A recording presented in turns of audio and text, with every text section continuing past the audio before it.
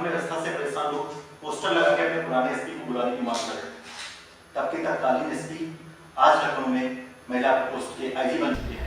ये आपका वर्तमान है, लेकिन अपने कुछ पास्ट के बारे में बताएं। आपका बचपन, आपकी फैमिली, आगरा से आपका एटा का सफर या आपकी आईआईटी रुड़की तक की जद्दोजहद कुछ बताएं। मेरा बचपन एक जो सामान्य भारत के जो मध्यम वर्गीय परिवार होते हैं वैसे ही मेरा बचपन था। किसान परिवार से मेरा ताल्लुक है और शुरुआती दौर में जब पढ़ने जाते थे तो क्लासरूम वगैरह तो नहीं हुआ करते थे, हम लोग पेड़ के नीचे ही पढ़ाई करते थे। जी जी। और लेकिन हाँ, उन दिनों एक कभी कभी बड़े अच्छे अध्यापक लोग होते थे, तो उनमें से किसी एक ने मेरे फादर से कहा कि ये लड़का पढ़ने में अच्छा कर सकता है, इसकी पढ़ाई, ये अच्छे क्वेश्चंस पूछता है। तो इस बात से प्रेरित होके मेरे फादर ने मेरी पढ़ाई पर फोकस करना शुरू किया और फिर हम लोग एक छोटा सा शहर है एटा, वहाँ चले गए। जी जी। और वहाँ पे भी एक बहुत ही साधारण से स्कूल में मेरी पढ़ाई हुई है। मैं कभी कॉन्वेंट एजुकेटेड स्कूल्स वगैरह होते हैं वहाँ कभी नहीं पढ़ा, बहुत छोटे छोटे स्कूल्स होते हैं, मेरी पढ़ाई वहीं पे हुई है। और जब मैं 6th स्टैंडर्ड में आया पहली बार, तो मैंने ये जो इंग्लिश में जो वर्ड्स होते हैं, A for apple and B for boy, ये मैंने तब आकर सीखे। मैं काफ़ी बड़ा हो गया तब जाके मैंने सीखा। तो naturally English as a language बड़ी पुअर थी मेरी। और उसके बाद there was no college in Etah, तो वहाँ पे सिर्फ एक ही कॉलेज था, गवर्नमेंट इंटर कॉलेज। तो हम गवर्नमेंट इंटर कॉलेज में रह के मैंने पढ़ाई की। अपना 12th मैंने यूपी बोर्ड में हिंदी मीडियम से पास किया। हालिया फिल्मों में जो नई फिल्में आ रही उसमें भी दिखाया गया है, या चेतन भगत साहब के आप नॉवेल उठा लें तो आईआईटी को मतलब बेस्ट लव प्लेस के तौर पे आजकल दिखाया जाता है। आप आईआईटी रुड़की के छात्र हैं, आपके जहन में कुछ याद है आईआईटी की? कुछ संघर्ष, कुछ कहानियां, कुछ इश्क, कुछ लड़ाइयाँ, कुछ भी? देखिए, कॉलेज डेज हर एक की लाइफ में बड़े रोमांच पैदा करता है। आप किसी से भी पूछ लीजिए, कॉलेज डेज की बात आएगी तो सबसे पहले उसके चेहरे में मुस्कुराहट आती है। सही बात है। उसके बाद उसकी कहानियां किससे आते हैं। और लेकिन मेरे लिए कॉलेज का सफ़र बहुत आसान नहीं था, क्योंकि दो प्रॉब्लम्स थी। पहली प्रॉब्लम थी कि मेरी इंग्लिश बहुत कमज़ोर थी, और जब मैं वहाँ कॉलेज में था तो वहाँ पे काफ़ी अच्छी इंग्लिश पढ़ने वाले बच्चे आते थे, तो जनरली मजाक उड़ने के डर से आप बोल नहीं पाते थे। जी, होता है। हाँ। कि क्योंकि वो लोग इतना अच्छा बोल रहे हैं, उनके सामने आप बोलोगे तो वो बुली करते थे। तो बुलिंग ने मन पे काफ़ी ये नेगेटिव असर डाला कि मुझे ये सब चीज़ें नहीं आती हैं, इनको आती हैं।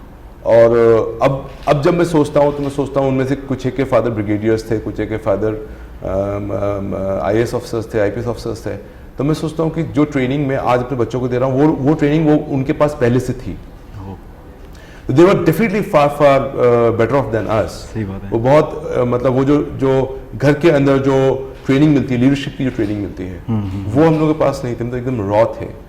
तो काफ़ी दिक्कतें आई। साथ में टीचर्स का भी एक मैंने नोटिस किया रहता था कि जो लोग अच्छा स्कोर कर रहे हैं दे आर वेरी गुड, और जो अच्छा स्कोर नहीं कर रहे हैं वो उनको बिल्कुल गार्बेज समझ लेते हैं। जबकि हमारे टीचर्स को ये ध्यान रखना चाहिए कि जो ये इस बात पे तो दुनिया में बहुत रिसर्च हो चुकी है कि जो बहुत अच्छे स्टूडेंट्स होते हैं, बहुत ही अच्छे स्टूडेंट्स होते हैं, A++ जो स्टूडेंट्स होते हैं, जनरली लाइफ में वो बहुत अच्छा नहीं कर पाते हैं। सही है। ये चीज़ वो भूल जाते हैं। सही है। लाइफ में बहुत अच्छा करने वाले अगर आप 100 नाम उठा के देखें, वो सब के सब बहुत ही एवरेज स्टूडेंट थे, लेकिन उनके अंदर एक चीज़ थी जिसे कहते हैं ग्रिट, एक कुछ करने का एक जुनून सवार था, तो उन्होंने अच्छा किया। तो जिंदगी में सफलता जो है वो आपका जुनून दिलाती है, ना कि आपके एकेडमिक स्कोर। तो लेकिन वहां पे क्या होता था कि इनफैक्ट आज भी मैं देखता हूँ बहुत जगह होता है कि अगर आपका एकेडमिक स्कोर अच्छा है तो आपको बहुत अच्छा मान लिया जाता है। दूसरा स्टूडेंट बहुत अच्छा स्टूडेंट है, उसको अच्छा नहीं माना जाता। तो मैं हमेशा यही कोशिश करूंगा, कर भी रहा हूं, और ये बात मैं मैसेज देने की कोशिश आपके माध्यम से भी करना चाहूंगा कि we should look for the first class persons, not for the first class degrees. सही है सर। एक जो बेहद महत्वपूर्ण सवाल है इंटरव्यू के लिए, और इसको मैंने बड़े मन से तैयार किया था, मैं चाहता हूँ ये ऑडियंस इसको जरूर सुने। बिल्कुल। कि आपने एक IAS एग्जाम क्रैक किया, उसके बावजूद आपने IPS की नौकरी चुनी, क्या वजह रही? देखिए, मेरा IAS या IPS में एग्ज़ाम कभी मैं लिखूंगा मैं सोचा भी नहीं था। जी। और इसलिए नहीं सोचा था कि मैं कुछ और करना चाहता था। प्राइमरी रीजन ये था, मुझे लगता था मैं कभी कर ही नहीं सकता क्योंकि जिस बैकग्राउंड से हम लोग आए हैं वहां से तो कोई इंजीनियरिंग तक में नहीं जाता है। जी जी जी हाँ, एटा तो बहुत छोटा सा बहुत छोटी सी जगह है। जैसे फॉर एग्जांपल मेरे गांव में पुलिस की सिर्फ 2 ही रैंक है, या तो एक मैं हूं या दूसरा कोई कांस्टेबल है, बीच में कोई नहीं है। तो जब आप उनके बीच में रहते हैं तो आपको अपने ऊपर भी कॉन्फिडेंस नहीं होता है कि आप कुछ अच्छा कर सकते हैं। So I never thought of it. मुझे लगता था ये बहुत बड़े एग्जाम से, ये मेरे बस की बात नहीं है, तो इनके मैंने सोचा नहीं कभी। एंड सेकंड ये था कि मुझे टेक्निकल चीजों में मजा आता था, इंजीनियरिंग में मजा आता था।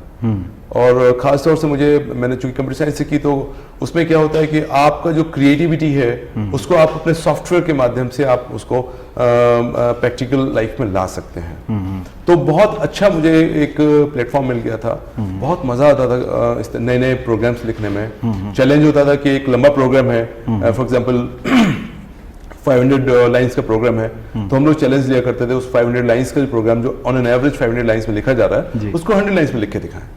अगर वो 100 लाइंस में हम लिख लेते हैं, then that's the smartness. Otherwise 500 में तो कोई भी लिख सकता है। सही बात है। वो मैं कर रहा था, बट तभी एक ऐसी घटना घर पे हुई मेरे माता पिता के साथ, मेरे पेरेंट्स के साथ, मेरे फादर के साथ, कि उस घटना ने मुझे पूरी तरीके से झकझोर कर रख दिया, नीचे से ऊपर तक, जिसे कहते हैं ना कि कंप्लीट शॉक मैं दे दिया। और वो ये थे कि मेरे फादर ने रिटायरमेंट के बाद जब एक छोटा सा पीस ऑफ लैंड लिया था, जो ग्रेचुटी और जो सब पैसा मिलता है रिटायरमेंट के बाद जो मिलता है, तो he bought a piece of land to make his own home. And जब वो बनाने पहुंचे तो जो छोटे मोटे गुंडा भाई लोग होते हैं, उन्होंने वो पूरा तोड़ दिया एंड बड़ी बदतमीजियां करी। तो वो लोग तो गुंडे थे, उन्होंने बदतमीजी की, तो हम लोग फिर पुलिस के पास गए और पुलिस से हम लोग ये उम्मीद करते थे कि वो एक सही और एक जेन्युइन निर्णय करें। तो आपकी एज क्या होगी उस वक्त? मैं उस वक्त इंजीनियरिंग करके निकला ही था। अच्छा। बमुश्किल से 21.5 साल या 22 साल की एज रही होगी। तो मैं अपने फादर के साथ और हम 2-3-4 लोग मिलके, क्योंकि पुलिस से हम लोग इतना डरते थे, पुलिस से कभी कोई मतलब नहीं, तो पहली बार पुलिस के किसी एक अधिकारी के पास गए और मेरे फादर ने जिसे कह सकते हैं कि जितना पोलाइटली अपनी बात रखी जा सकती, मुझे आज भी याद है, that officer was young, my father was a retired person, तो सीनियर सिटीजन थे उस वक्त भी, तो जितनी पोलाइटली अपनी बात को कह सकते थे उन्होंने अपनी बात कही। और उन्होंने बड़े सीधे सीधे शब्दों में कहा कि सर देखो, मेरे पास ये रजिस्टर्ड पेपर है, ये जो एसडीएम है, रेवेन्यू के अधिकारी हैं, उनका आदेश है कि इस ज़मीन पे ये मेरा हक पुलिस मुझे दिलवाए जी। और ये लोग जो लोग दंगा कर रहे हैं, आप इनके पास बुला के पूछ लीजिए, कोई पेपर हो, कुछ भी हो, तो मैं अपना क्लेम ही छोड़ दूंगा यहाँ से। ठीक है साहब, पूरी जिंदगी मेरी निकल गई, मेरा आज तक कभी किसी से कोई झगड़ा नहीं हुआ है, स्पॉटलेस रहा है मेरा कैरेक्टर। तो इस वक्त आके मेरे ऊपर इतने अगर ये आरोप लगेंगे, मुझे कोई झूठा साबित करेंगे, वो ठीक नहीं है। तो मेरे फादर ने कहा, सर आप मेरा पेपर्स तो देख लो। And that officer was so rude, so errant कि उसने वो पेपर्स उठा के ऐसे फेंक के मारे एंड वो उड़ता हुआ लिफाफा मेरे फादर के ऊपर लगा। तो बहुत गुस्सा आया, बहुत ज़्यादा गुस्सा आया कि सी पॉइंट ये है कि कोई भी ऑफिसर हो, गवर्नमेंट का हो, बड़ा हो, छोटा हो, अगर वो किसी को सम्मान नहीं दे सकता तो उसको अपमान करने का अधिकार बिल्कुल नहीं है। सही बात है। यहाँ पे सीधी सी बात यह है कि आप मेरे फादर की हेल्प कर सकते हैं तो करिए, नहीं कर सकते तो मना कर दीजिए, but you have no right to humiliate my father. मेरे फादर या किसी के भी फादर जो कि पूरी जिंदगी काट के 60 वर्ष की अवस्था के बाद जी अगर अपमानित होंगे तो फिर सही बात है, फिर खून उबलता है। और एक बेटे के सामने तो, वो भी बेटे के सामने, तो कभी नहीं करना चाहिए किसी को। तो आप टाइम लेना चाहें तो ले लें। नहीं, मैं बताता हूँ। तो उसके बाद मेरे फादर के पास कुछ खास कहने को नहीं था, तो उन्होंने कहा कि सर, यही बात उन्होंने कही कि सर आप मुझे अपमानित ना करें। मेरे लड़के, मतलब मेरे भाई लोग भी गए हुए थे, जो कजिन्स वगैरह हैं, तो वो लोग भी गए हुए थे, तो उन्होंने कहा मेरे बच्चों के सामने आप मुझे अपमानित ना करें। और मैं मुझे शब्द उनके याद है, उन्होंने कहा कि मेरा बेटा भी रुड़की से क्लास 1 इंजीनियर है, आप मुझे अपमानित ना करें। तो इस पे वो जो थे अधिकारी, उन्होंने कहा ऐसे इंजीनियर मारे मारे फिरते हैं, आप मुझे अपने लड़के की धमकी दे रहे हैं। तो ये इतना बड़ा अपमान बर्दाश्त करना पड़ा कि समझ ही नहीं आ रहा था कि ऐसा क्यों होता है, और ये आदमी कैसे किसी को यूं अपमानित कर सकता है, बिना किसी गलती के अपमानित कर सकता है। तो इस अपमान का आपके पास कोई चारा नहीं है। आम हिंदुस्तानी के पास क्या चारा है? पुलिस वाले ने बदतमीजी कर दी, आप चुपचाप घर चले आएंगे। अमूमन ऐसा होता है? अमूमन ऐसा होता है, रोज ऐसा होता है। तो वही बर्दाश्त करके घर आ गए, और घर आके मैंने नोटिस किया कि वो मुश्किल रात रही होगी आपके लिए? वही नहीं, अगले पूरा वीक बड़ा मुश्किल था। और मैंने नोटिस किया कि मेरे फादर का वेट बहुत तेजी से कम हो रहा है। एंड यू नो यहाँ पे एक चीज रियलाइज की कि हम लोग जो युवा होते हैं ना, हम लोगों के पास ड्रीम्स होते हैं, सपने होते हैं, कल हम ये करेंगे, देखेंगे। जी जी। लेकिन जो लोग बुजुर्ग होते हैं उनके पास सपने नहीं होते, उनके पास मेमोरीज होती हैं। सही बात है।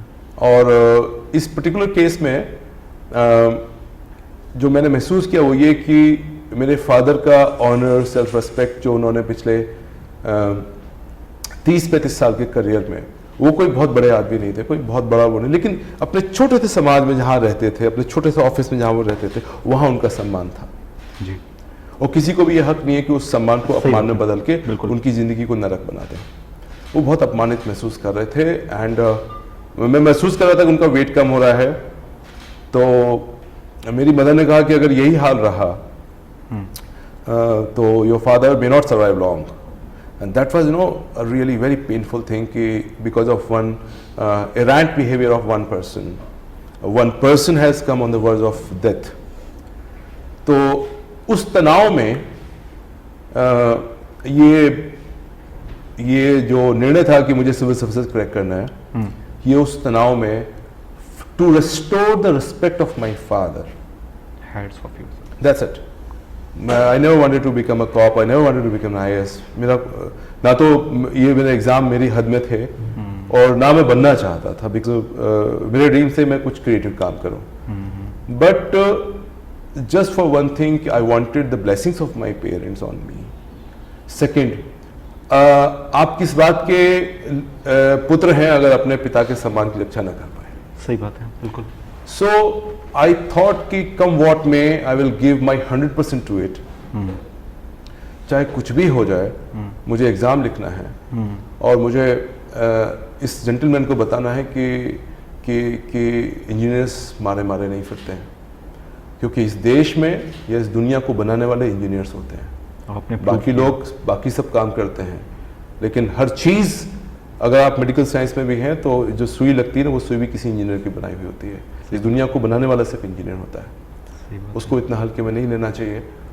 एंड ये तो सब पर्सनली हर्ट हुआ, और सबसे इंपॉर्टेंट बात थी कि मुझे सबक सिखाना था उस इंसान को कि ऐसे मत करो। वो गुस्से में था, मैं कुछ कर नहीं सकता था, तो सबसे अच्छा यही तरीका था, पॉजिटिव तरीके से अगर आप सोचो। नेगेटिव तरीका तो ये था कि मैं क्रिमिनल बन के जो है कुछ करूं। आसान तरीका था, आसान तरीका था। पॉजिटिव और मुश्किल तरीका ये था कि मैं कुछ ऐसा करूं कि जिससे तुम जैसे लोगों को सबक मिले और लंबे समय तक सबक मिले। मैंने उसी दिन तय किया, उसी दिन नहीं 3-4 दिन के बाद तय किया कि कुछ और, मतलब एक बात और भी थी। मैंने फादर से कहा कि आप मुझे 6 महीने का समय दो, मैं इतना सारा पैसा कमा के दूंगा। मुझे अपने ऊपर भरोसा बहुत था कि if I want to make money I would make lot of money. इतना टैलेंट था मेरे पास, यकीन था कि मैं कर सकता हूँ इस काम को। सॉफ्टवेयर इंडस्ट्री उस वक्त बड़ी हो रही थी, तो बहुत पैसा था उसमें इंडस्ट्री में। तो बट वहाँ पे सबसे बड़ी बात ये थी, मेरे फादर ने जमीन नहीं खोई थी, मेरे फादर ने रिस्पेक्ट खोया था। लड़ाई जमीन की, पैसे की खत्म हो गई थी, लड़ाई तो अब सिर्फ रेस्पेक्ट की बची थी। सो उत्थान के बाद से आपकी एक नई लड़ाई शुरू हुई। वो मेरी एक नई जंग शुरू हुई। एंड आई डिसाइडेड कि अब मुझे IPS बनना है, और रोज मथा टेकता था कि माँ के दरबार में कि मुझे IPS बना दे और यूपी काडर दे दे। यूपी काडर दे दे, मुझे IAS नहीं बनना था, IPS ही बनना था। तो मैंने एग्जाम लिखा, बड़े जुनून के साथ, जिद के साथ एग्जाम लिखा, और उसमें मेरी फर्स्ट चॉइस मैंने आईपीएस थी।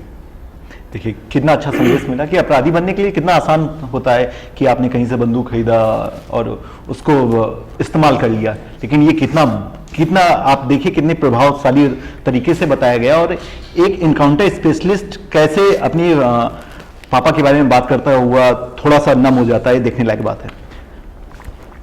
आगे चलूं हम लोग? जी बिल्कुल।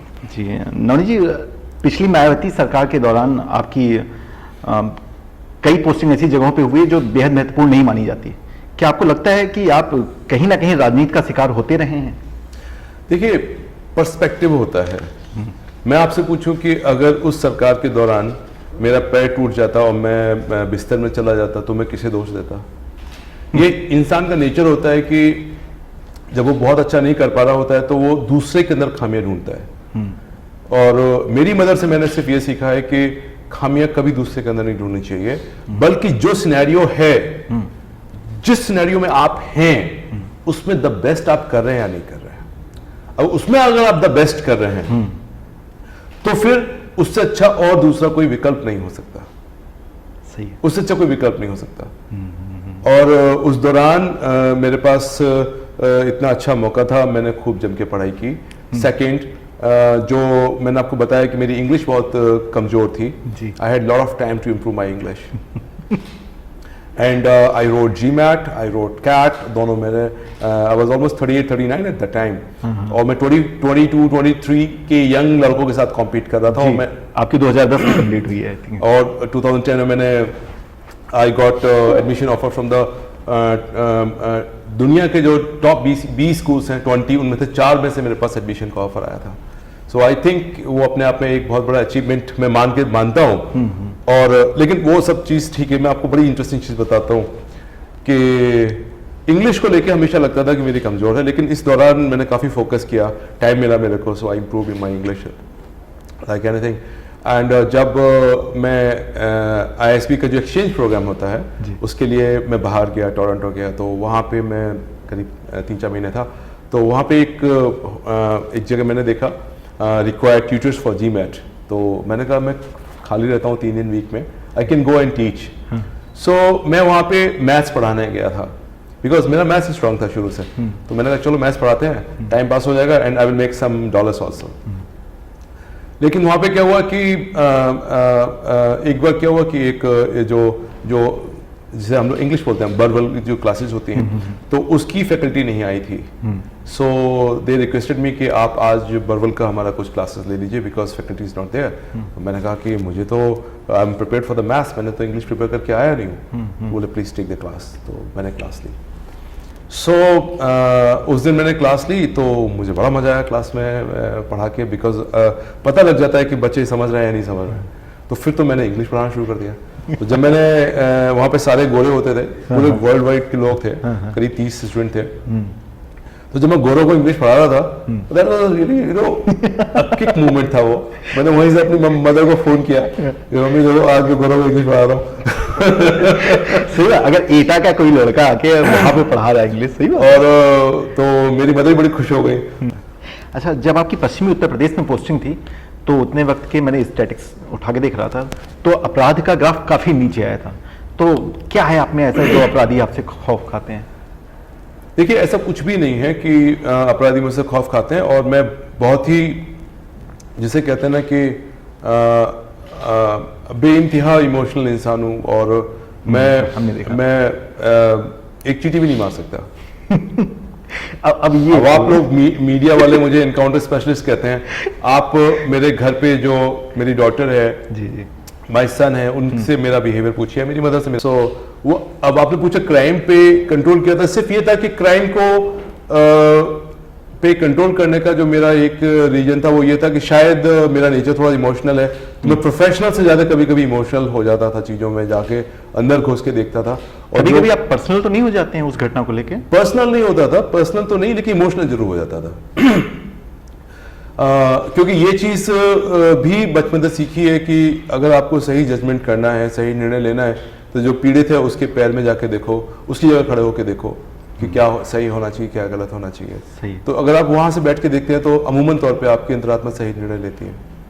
Like this. जी 2006 में वाराणसी के गंगा घाट पे बम धमाके हुए, ऐसा माना जाता है कि वो आपके करियर की कुछ बड़ी सफलताओं में से एक है, आप भी ऐसा मानते हैं? देखिए, मैं वो कहता हूँ कि अगर मैं इसका काउंटर क्वेश्चन ये करूं कि अगर मैं ये करता, राइट, जो मैंने नहीं किया और जिसकी वजह से बम धमाके हो गए, हाँ, मुझे ये अफसोस हमेशा रहेगा कि वो जो एक्सप्लोजन हुआ वो मेरे टाइम में क्यों हुआ। ये तो कई बार लगता है कि ऐसा नहीं होता तो बहुत अच्छा था, लेकिन वो चीज़ हमेशा, लेकिन वो एक ऐसा पन्ना है मेरे करियर का जिसको आप मिटा भी नहीं सकते और जिसको इम्प्रूव भी नहीं कर सकते, उसमें इम्प्रूव करने का कोई स्कोप नहीं है। हाँ। अगर होता तो मैं वो जरूर करता। सर, आपके बारे में तमाम जानकारियां जुटाते वक्त मैं मीडिया वेबसाइट को देख रहा था तो आपकी आलोचनाओं को लेकर एक लंबी फेहरिस्त मुझे मिली। लखनऊ ही के वरिष्ठ पत्रकार संजय शर्मा आपको अपने एक लेख में राजनीतिक व्यक्ति मानते हैं। नवभारत टाइम्स लिखता है सिकेरा मतलब हादसा, और भी ऐसी तमाम चीजें। क्या कभी भी एक पल के लिए आपको अफसोस हुआ कि गलत जॉब में आ गया हूं? नहीं, देखिए, आप ये बात मान के चलिए कि मीडिया ने ही इतना अच्छा लिखा है तभी तो आप मेरा इंटरव्यू करने आए हैं आज। मेरे पास वो भी है, मेरे पास है वो भी है। तो मेरी अगर मैं अपेक्षा करूं मीडिया से कि भाई सिर्फ आप मेरी तारीफें लिखते रहिए, मेरे बारे में कोई नेगेटिव बात मत लिखिए। सर, ये अपने एम्बिशियस प्रोजेक्ट आपका 1090 है, इसके बारे में कुछ बताएं।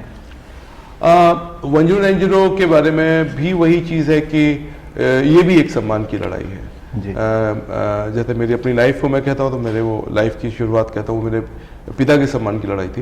लेकिन 1090 अगर इसको आप देखें तो ये एक तरीके से हमारी जो सभी महिलाएं हैं, माताएं बहनें, उनके सम्मान की लड़ाई है। मैं बताना चाहूँगा कि जो मेन इशू है वो है कि हमारी जो बच्चियाँ हैं जब वो पैदा होती हैं घर में और वो 4-5 साल से बड़ी होकर जब समझदार होना शुरू होती हैं, वो 2 शब्दों का हमेशा उनको 2 शब्द हम सुनाते हैं और उनको सुनाने का पर्पज़ ये नहीं होता है कि हम उनका बुरा चाहते हैं, अनजाने में हम उनको कमज़ोर बनाते हैं। और उनमें से पहला शब्द है इग्नोर करो, बेटा इग्नोर करो। भाई ने अगर उसकी पेंसिल छीन ली, बेटी गुस्सा हो रही है तो माँ कहती है कोई बात नहीं बेटा इग्नोर करो, हम तुमको नई पेंसिल दिला देंगे। अरे भाई क्यों नहीं दिला देंगे, उसका हक है, उसको मिलना चाहिए। तो 2 चीज़ें हैं, इग्नोर करो और दूसरी चीज़ है टॉलरेट करो। कोई घटना हो गई तो कोई बात नहीं, अब इसको टॉलरेट कर लेते हैं। तो होता क्या है कि अगर आप किसी बच्ची को जो 5 साल की है और 20 साल की जब तक होगी, 15 साल लगातार 2 ही चीजें बता रहे हैं, इग्नोर करो टॉलरेट करो, इग्नोर करो टॉलरेट करो, तो उस बच्ची के अंदर अपराध के खिलाफ, अपमान के खिलाफ लड़ने की क्षमता खत्म हो जाती है। सही बात है। कम नहीं हो जाती, खत्म हो जाती है। और सबसे बड़ा जो मैं बताना चाहूँगा आपके चैनल के माध्यम से कि एनसीआरबी का डेटा है 92% अत्यंत गंभीर अपराध जो महिलाओं के प्रति होते हैं वो घर में होते हैं।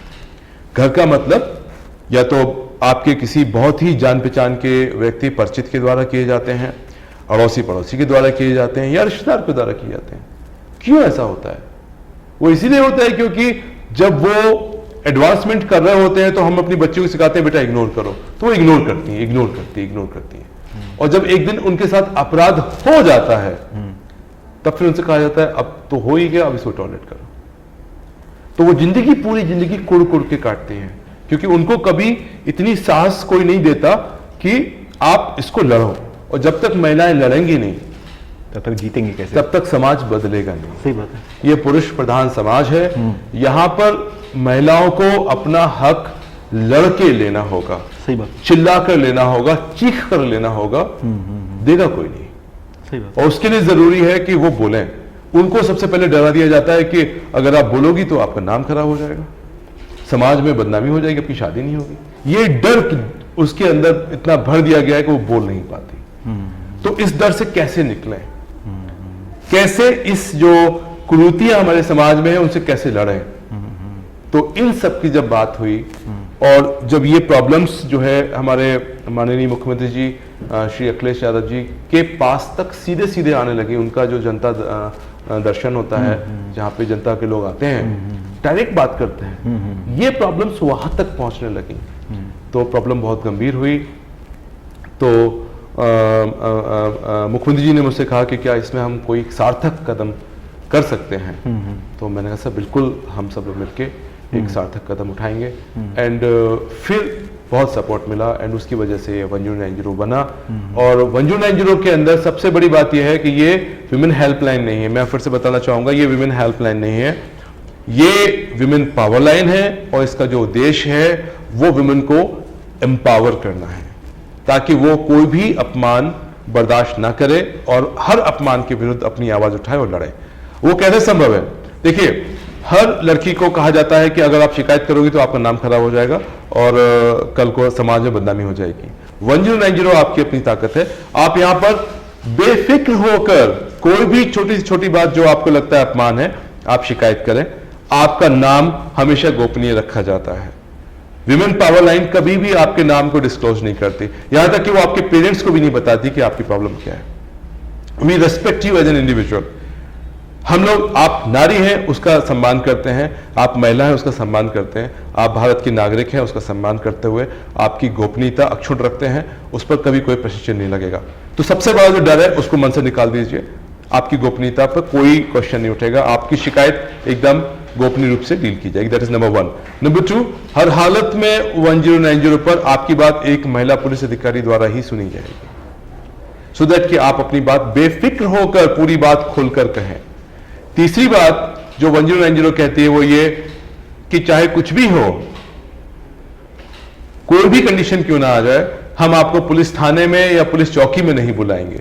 क्योंकि ये बड़ा प्रॉब्लम है कि पुलिस थाने में वो लड़की चलेगी, अरे वो तो चलेगी, ये सब तमाशा हो जाता है। तो भी जो लड़कियों की मेजर प्रॉब्लम्स हैं, यही 3 है, वो हमने खत्म कर दी। नाउ इट इज 1090, आप आराम से कॉल करिए।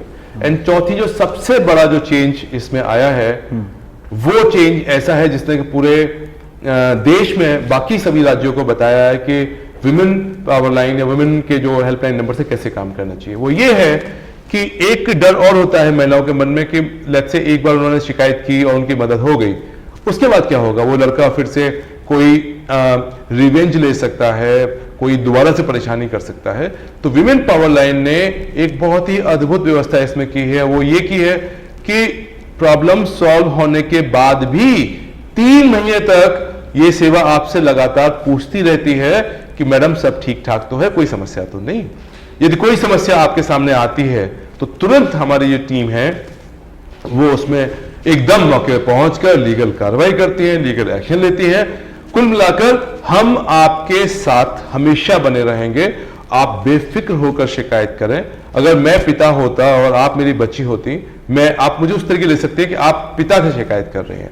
तो ये एक सेवा एक तरीके से एक बड़े पिता का रोल, एक बड़े भाई का रोल, एक अननोन बन के, एक अननोन फादर, अननोन ब्रदर या अननोन एक दोस्त, अननोन फ्रेंड है आपका, जहां पे शिकायत कर दीजिए। सिर्फ फोन करना, इतना आसान तरीका है, एक फोन कर दीजिए। और जो हमारी लड़कियां जो मोबाइल ऐप्स यूज करती हैं या व्हाट्सएप यूज करती हैं, SMS यूज करती हैं, इंटरनेट यूज करती हैं, तो 1090 पर आप किसी भी तरीके से पहुंच सकते हैं। हमें सिर्फ आपकी एक कंप्लेंट चाहिए, आप उस पर किसी भी माध्यम से कंप्लेंट करें और अपने ऊपर कोई अपमान ना होने दें। और जो मैं एक बात और बताना चाहूंगा कि विमेन पावर लाइन का जो इसका जो लोगो है, आप ध्यान से देखें कि एक मुस्कुराता हुआ एक चेहरा है, एक हंसती हुई कॉन्फिडेंट एक लड़की का एक फोटो है। ऐसा पूरे देश में कभी नहीं था। जब भी कोई हेल्पलाइन नंबर होता था तो उसमें होता था एक रोता हुआ चेहरा, एक ट्रॉमेटाइज्ड चेहरा, और उसमें शब्दों का प्रयोग होता था, अगर आप ऐसे ऐसे ऐसे उससे परेशान हैं तो कॉल करें। सही बात है। Women power line is not like that. हम वो दुखी चेहरा प्रमोट नहीं करना चाहते। आज के युग का नए भारत का निर्माण ये मुस्कुराता हुआ चेहरा करेगा। क्या बात है, इसीलिए विमेन पावर लाइन बहुत डिफरेंट है। और इसीलिए विमेन पावर लाइन की जो आज प्रॉब्लम है कि हमारी लाइन हमेशा एंगेज रहे। आपने महिलाओं की बात की, उनकी सुरक्षा की बात की। पिछले दिनों मोहनलालगंज की एक बेहद शर्मनाक घटना हुई, बड़ा सर नीचे हुआ उसकी वजह से। उसके बाद उसको लेके खुलासे हुए। खुलासे में जो इस तरह के तथ्य आए, लगातार आलोचनाएं होती रही। आप भी आलोचनाओं का शिकार रहे।